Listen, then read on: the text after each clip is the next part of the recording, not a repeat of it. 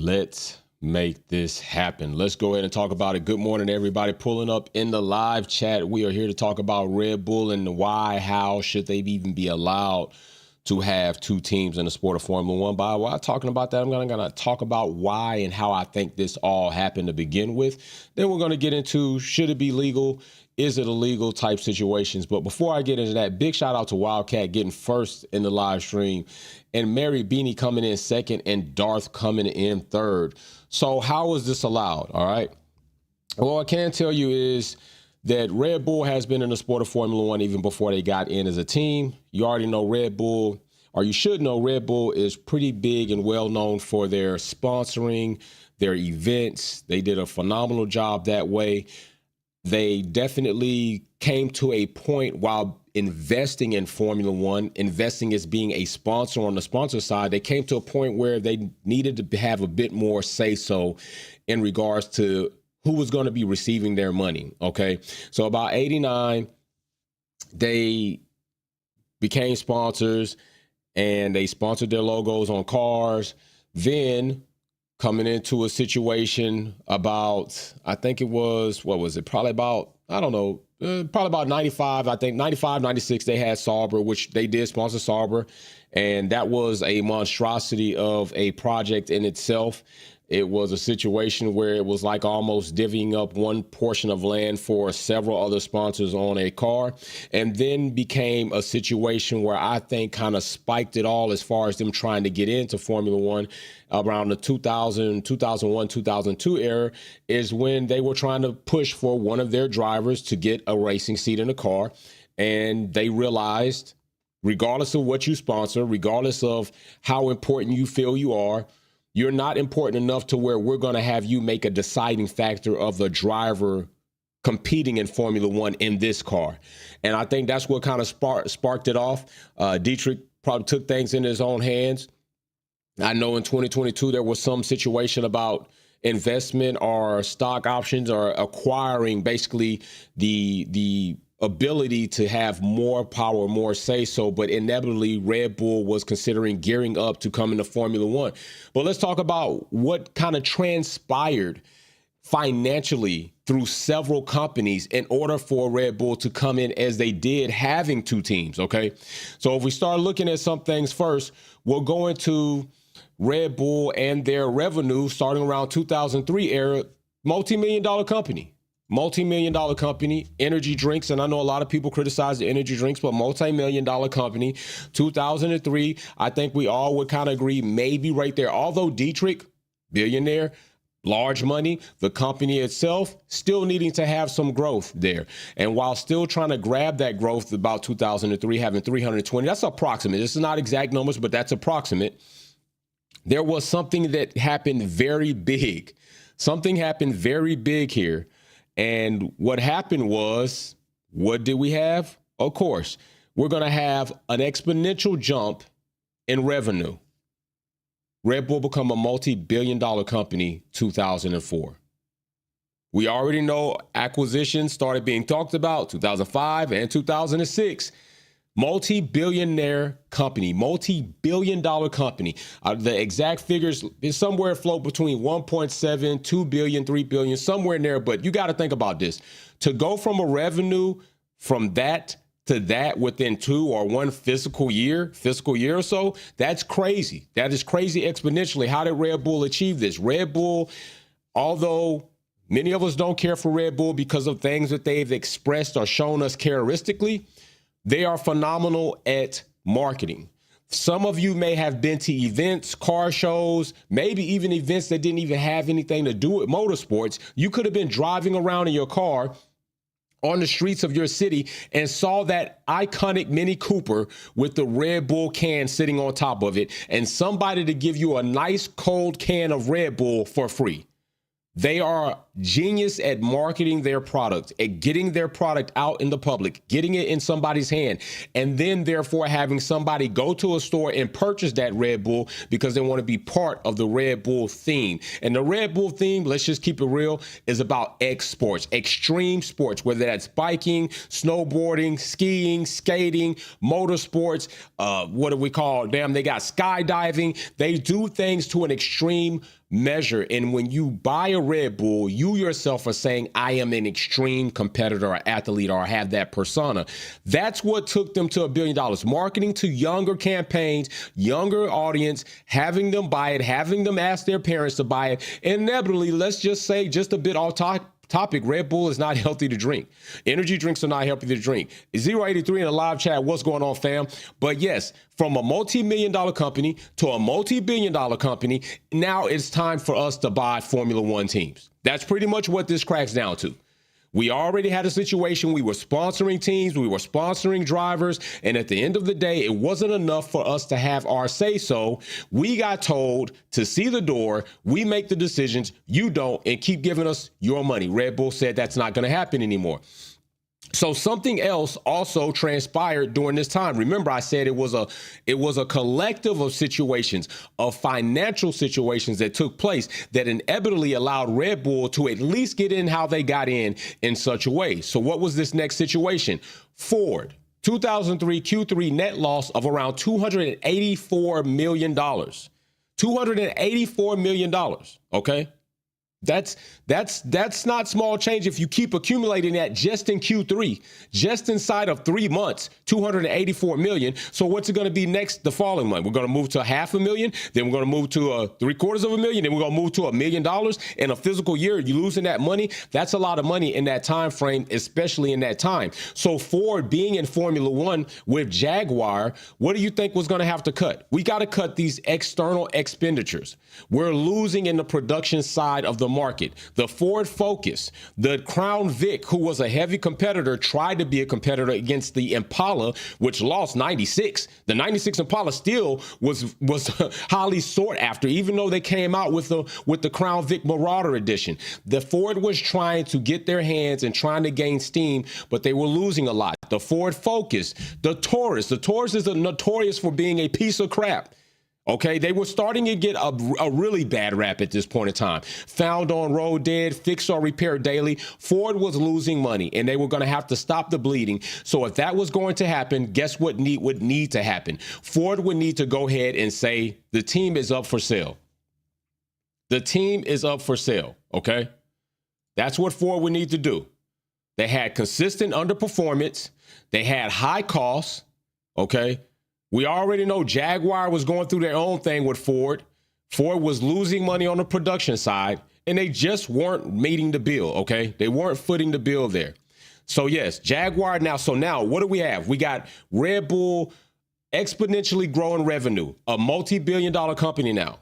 Ford is in financial trouble, having to sell the team because they're losing money quarterly. This started creating an opportunity for Red Bull to acquire a Formula One team at a discount price. But the discount price is very iconically known, okay? Very iconically known. And so what that is £1 or $1. £1 or $1. Now, I'm going to tell you right now, the £1 or $1 is not the official price, okay? Ford Jaguar, huge debt, okay? A lot of money needing to be spent because of the doors. And so what needed to be done is the bidders would have a symbolic input of £1 or around an American dollar. But in all, you were going to have to commit to the team through several seasons, multi-million-dollar plan, okay? And I want to say that this was going to be over the course of that time. I want to say we were talking about roughly $400 million spread throughout several Grand Prix seasons. So it wasn't just $1, £1. It was the fact that that's just symbolic for us to sit down at the table. Because, you know, a lot of times people do that. Like, hell, sell it to me for $1. So at least the taxes on or whatever the case may be, just for something to be sold. Because some things have to be sold. You have to have money exchange hands for it to be official. You just can't give it away. So, yes, it had to commit over the course of a few seasons, roughly around I'm just going to make it $500,000 because $100,000 in Formula One don't mean shit. So just $500,000. No, Automane Tanny in the super chat saying, correct to Sylvia, her loved ones. This is what life is all about. God bless the little one. Hope everyone is doing well. Stay safe, everyone. Big shout out and all this. So nice to see you. Damn, it's nice to see you. I'm glad you're doing well yourself.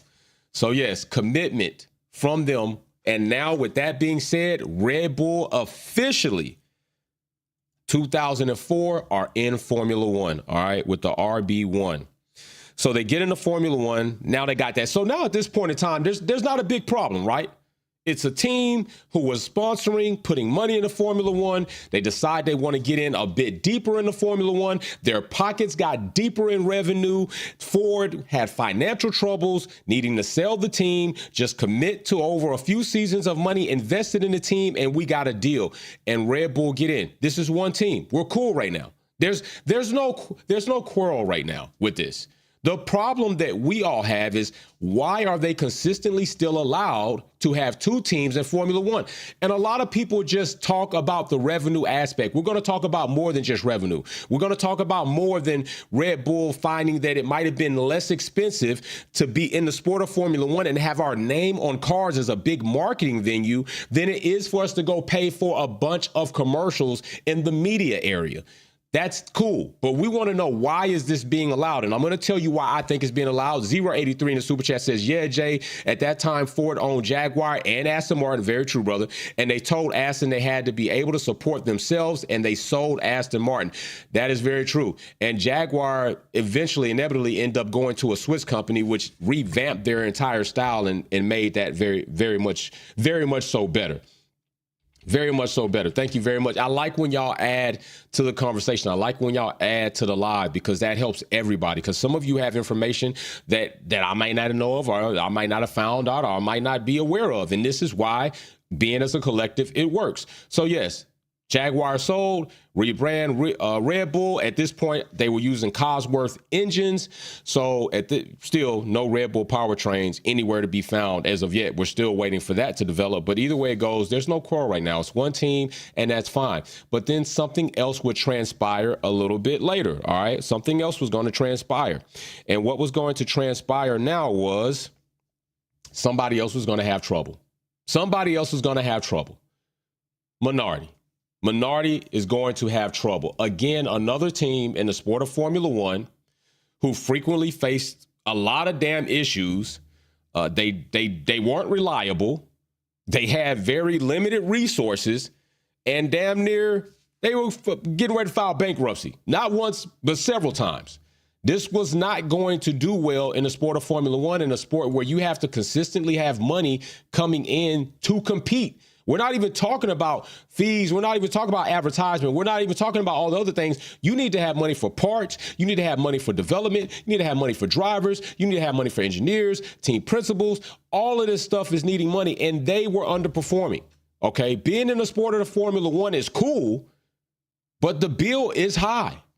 And that is where a lot of teams were running into problems. And that's where Formula One itself was also running into problems.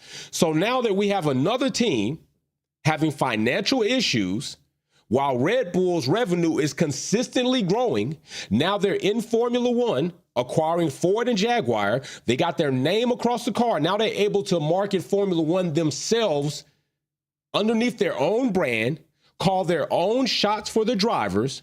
Well, guess what? Now we're going to get a second team, but why would you need to buy a second team, right? Why are we going to buy this second team? And although Ford was facing these issues and Minardi's facing these issues, how is this going to be allowed? Well, I'm going to tell you, there's no set regulation that says an entity cannot own two teams, 4 cars and 4 drivers in this competition. And that's where we have the problem. That's where we have the problem, because I do swear that there is a such thing as fairness and competitiveness amongst all competitors in Formula One. This already is a red flag to be unfair. It's already a red flag. But although unfair, although you see it unfair, I see it unfair, we all see the problem, not illegal. Not illegal, all right? And not illegal because if we look at some things in the sport of regulation, issue 5, of course this is, we're going to come down here to 8.5. Just says all applicants will be studied by the FIA, accepted or rejected at its absolute discretion. It also says down here, which is very, very interesting, is that no more than 26 cars will be admitted into the championship, 2 being entered by each competitor. So you're telling me that the sport of Formula One can technically have 26 cars involved in the competition. Although we made such a big fuss about Cadillac, such a big fuss about Porsche and them and Audi getting in, but it was really more the fuss. There was never really a big fuss about Audi and Porsche. They changed regulations and rules for them. It was a fuss about Cadillac and Andretti being involved with Cadillac. But either way it goes, there was a big push saying that we don't have the room. We don't have the garage space. Well, you got a document that says up to 26 cars. So I don't know how 22 is going to be that much of a burden, or even 24. You're saying you got the room to grow there, but the main thing to show you here is there's no big thing here. Okay, they're literally confirmed the application applicant has read and understood the regulation and agrees. The name of the team, the make of the competing car, the make of the engine, the name of the drivers, the undertaking by the applicant participating in the competition. There's nothing here that says if you own one team, you cannot own another team in this competition. And it should be. There should be something there that says that. There should be something there that says if you already are in the competition, you cannot therefore occupy another team, bring in another team in the competition unless you're going to vacate, right? So let's just say, an example, Red Bull already initially bought Ford Jaguar. They're in the team. It's not like they're just, they got Cosworth, but it's kind of like they're not technically, all in all, like Audi's about to come in, like with the triple trifecta. But let's just say, okay, we want to vacate this like Sauber had with Alfa Romeo. Alfa Romeo's with Sauber. We're going to vacate that. We want to bring in our own team. You're completely done with that. There's not going to be an Alfa Romeo Sauber and then Alfa Romeo, however you want to come in. There's not going to be that. And that's where I think most of us agree that there should be something in here that states you cannot do that. 083 in the super chat says F1 in the 2000s cost structure was completely incompatible with the real world. The global recession pushed everyone to the brink of going out of business, and that's why we have the cost cap. Very good. Hey, thank you, man. Thank you. This is what I like. Conversation. I'll talk, but I like when y'all talk too. Conversation. 083. Very good information. And this is also what we're going to get into, which is why Red Bull are here, because of a perfect storm of financial situations. But it's just not about Ford's financial situations. It's just not about Minardi's financial situations. It's just not about Red Bull improving their financial situations. It's also about Formula One and their situation. You want to know how this was allowed and why it's still being allowed? That's what we're going to get to as far as my opinion on why such a deal has still been allowed to continue to this point. So there we go. We got Minardi for sale. Of course, what happens after that? Minardi's going up for sale. Red Bull are interested. Bow. It is sold. Now we have ST1. All right. So if you go back, you'll find STR. So, you got Scuderia, Toro, Rosso. That is the team. You're going to bring the ball. Now, these liveries right here was crazy. These liveries, we don't see liveries like this anymore. I think the Racing Bulls is as close as we've got to seeing some of these very wild liveries. Red Bull, very well known for bringing wild liveries and very interesting liveries. And that's just the type of company they are. But now we have two Red Bull teams now officially competing in Formula One. Two of them. This is a problem. This is a problem. This is where the things start coming in. So as much as Red Bull, to some degree, are trying to separate themselves, saying that these are two different entities competing against each other, independently ran and sustainable, we all know that that is not completely true. That is not completely true. Okay? You're still owned by the same company. You're still owned by Red Bull. That means the shots still effectively come from one central area, regardless of how it trickles down. And of course, there's going to be some crossover. And we've known this. We know this. All right? So with Red Bull doing that, and now they just Racing Bulls and Red Bull probably coming before the fall, we would see that Red Bull now have the two squads, the Racing Bulls, Toro Rosso, V-Carb, and Red Bull on the grid. And with that being the case, they're just buying up teams like it's Monopoly. They're buying up the spots where you already know you're gonna buy these spots first because you can improve your dollar very fast on Baltic Avenue and Mediterranean. You can improve your dollar there. You can spend less, get those houses, get those hotels up, and make a lot of money. And effectively, that's what Red Bull was doing. Red Bull found an opportunity of two desolate teams financially hurting while their pockets were big, and they bought two teams, and the Formula One allowed them to do this. When they should have never allowed this. They should have never let this happen. Because right there and then was a big problem. And a big problem is collusion. Collusion is a big problem. And Red Bull indeed have done this. Okay? It's no secret that we've watched several races where it seems the sister team, AlphaTauri, Racing Bulls, Toro Rosso, whatever you want to call them, have made decisions that benefit the varsity team, Red Bull. That drivers in meetings have already been pre-prompted that if said situations take place, you are to do this. Yuki, drive out of pit lane, although your car's not together, and park it on the racetrack so we can get a safety car. Gasly, you see Max Verstappen coming, quickly get out of the way. Don't even worry about your first blue flag. Don't even worry about competing. We've seen this. Collusion has already happened. This already in a situation that you and I could hastily say collusion's taken place to some degree in competition. Why has this team not still been disbanded? Why has this conglomerate still not been broken up? This is a major problem for competitiveness and fairness within the sport. Why would you allow this? So the next thing, independent. These teams are supposed to be ran independently of each other. On paper, it seems that way, right? Yeah, on paper. But in actuality, it doesn't seem that way so much. Parts flow between the two. Information flows between the two. Testing data flows in between the two. That's not independent. That's a co-op. You're collaborating. You're together. You got the same names. Racing Bulls, Red Bull, whatever you want to do. You got the bull right there. I just showed you the damn logos. This is not independent. This is literally like you said. Sister team, that's not independent. If you're a sister team, then you're part of the varsity team. Why is Christian Horner answering questions for Toro Rosso, or AlphaTauri, or V-Carb? Why do we only consistently see Helmut Marko and Christian Horner in the audience, in the public, in the camera view, majority of the time when you're talking about this other team that's supposed to be independently ran? Because it's not independent. So there again is another red flag that you actually see. Wildcat in the super chat says, not illegal, but Zach Brown is pushing to have it changed in the new Concord agreement, right, which comes up every few years. Concord agreements happen.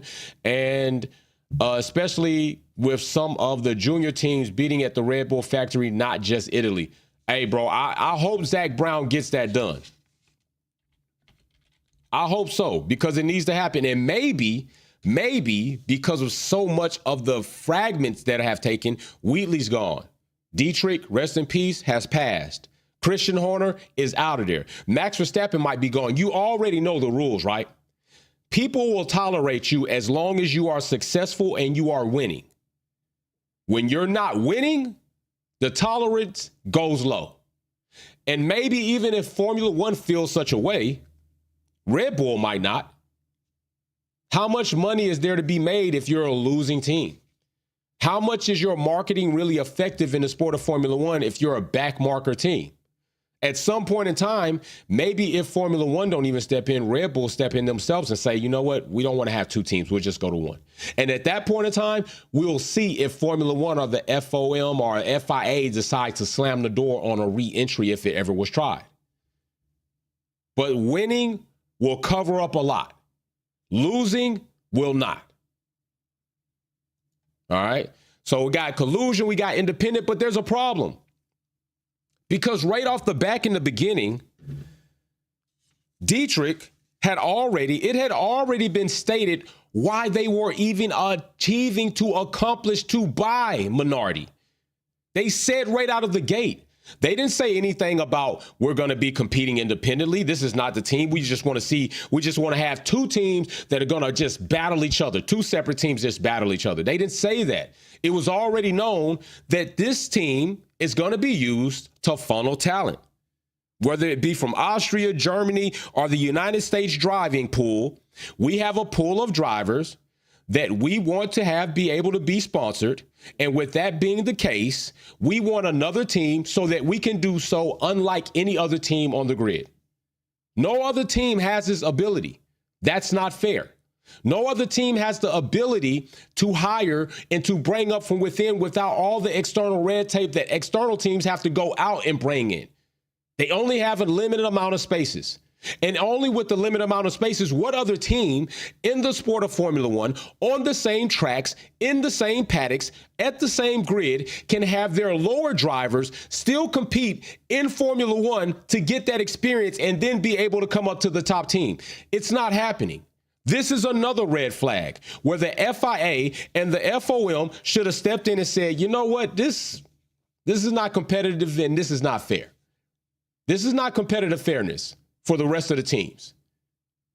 You're literally telling us that you want to get this other team so that you can use it to funnel your drivers in the same competition up the ladder. And if they don't work out, unlike other teams have to hire and fire, you can just demote them and push them down, but they're still on the Formula One grid.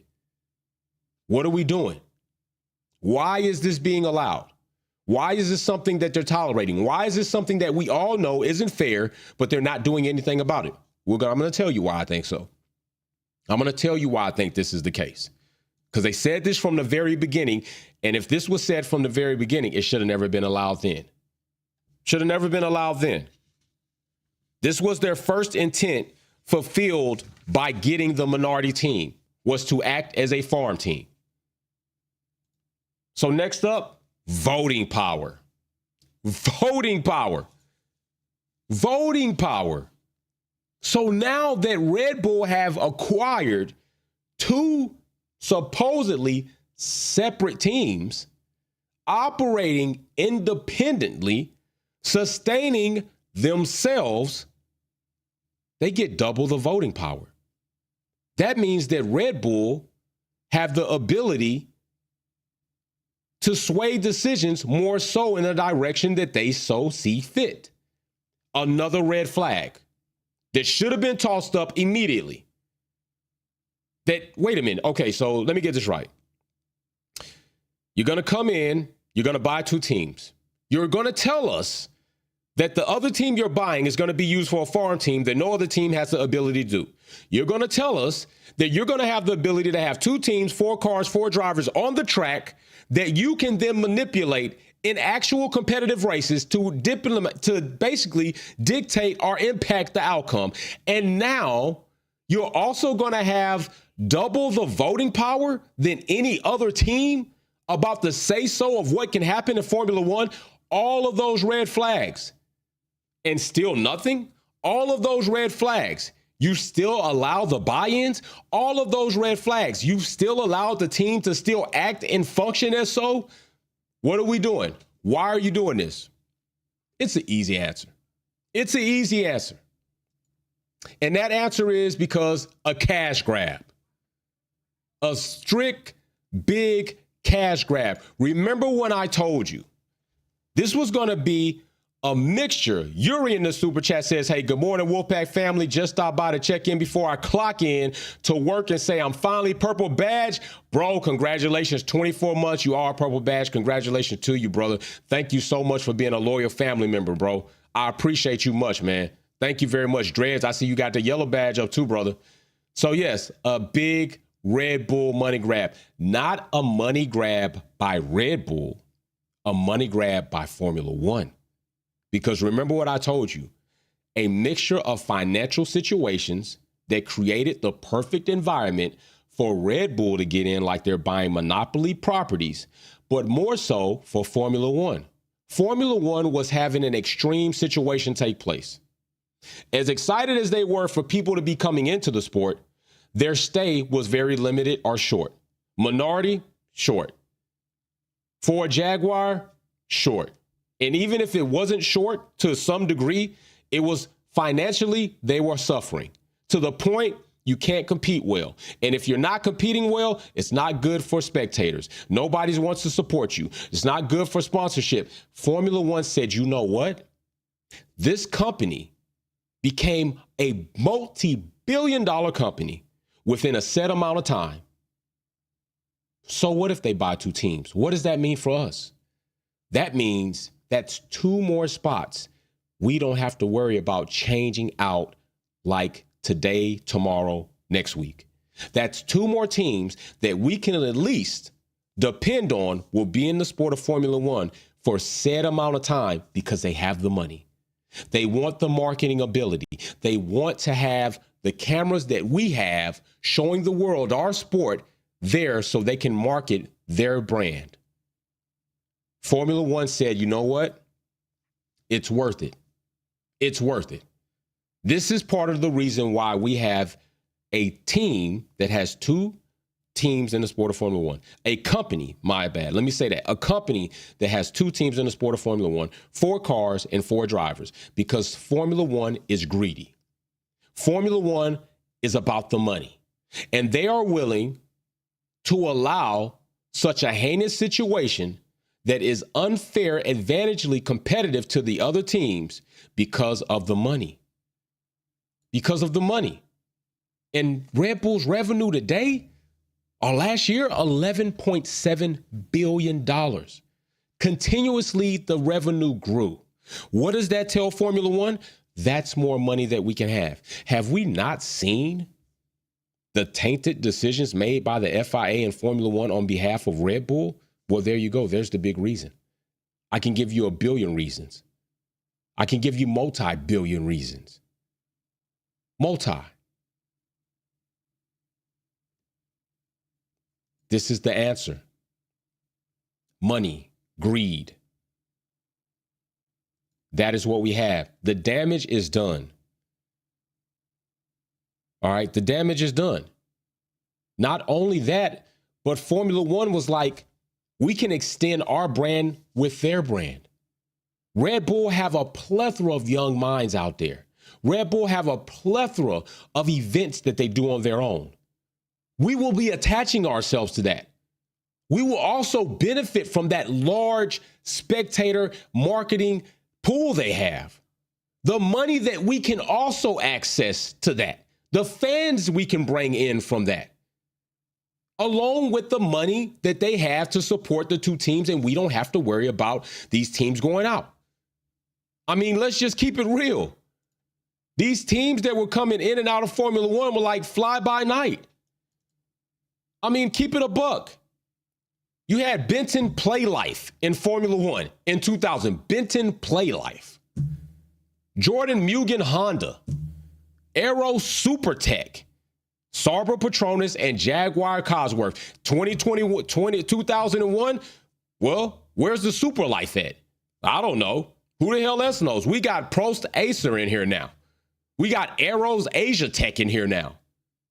These are the teams that are coming in and out. Jordan Honda. Oh, well, you know what? 2002? Well, now we got Minardi Asia Tech. Now we got Aeros Cosworth. So now we got not only sponsors are shipping around, we got teams coming in and out. Now we got Renault. 2003? Well, hell, we got Toyota still. We got Jordan. We got Minardi. We're getting a little bit there. We got Cosworth. We got Bar Honda. 2004? Shit, still a little bit more. You know, Minardi's hanging in there, but they're doing horrible. They're doing bad. It's not even Bar anymore. Bar Honda, William BMW, McLaren Mercedes. 2005, we finally get Red Bull Cosworth. They're in now.